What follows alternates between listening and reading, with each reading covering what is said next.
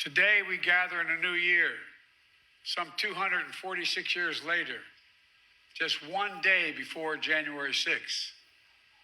A day forever shared in our memory because it was on that day that we nearly lost America.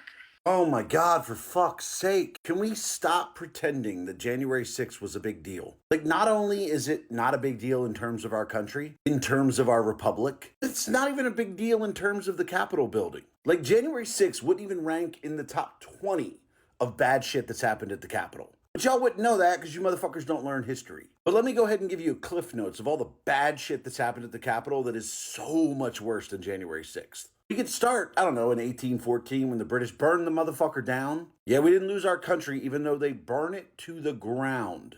Or how about in 1835 when they tried to assassinate the president there? The gun misfired and Andrew Jackson proceeded to beat the brakes off the assassin. Or how about in 1856 when two pro-slavery Democrats decided to attack a Republican anti-slavery candidate simply because he made a good speech that they didn't like?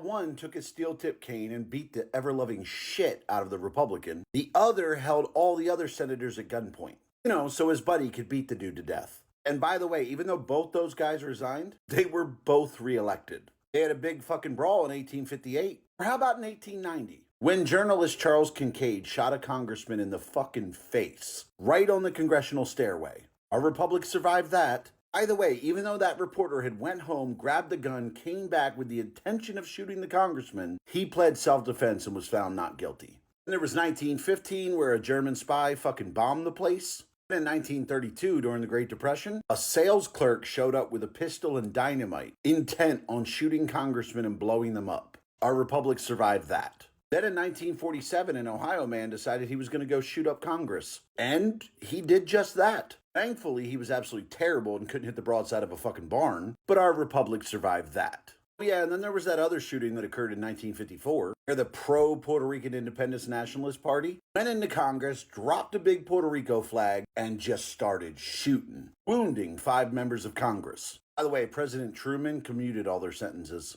So they shot up Congress and got released early because a Democrat president felt like it. Then in 1971, you have the Weather Underground. They bombed the U.S. Senate. And our republic survived that. Not only did it survive it, but one of the leaders of the Weather Ground, Bill Ayers, yeah, he was released from prison with enough time to become an advisor to Barack Obama. Then in 83, an all-women's group tried to bomb the Capitol. But as you would expect from an all-women's group, they built the bomb wrong and it didn't go off. Our republic survived.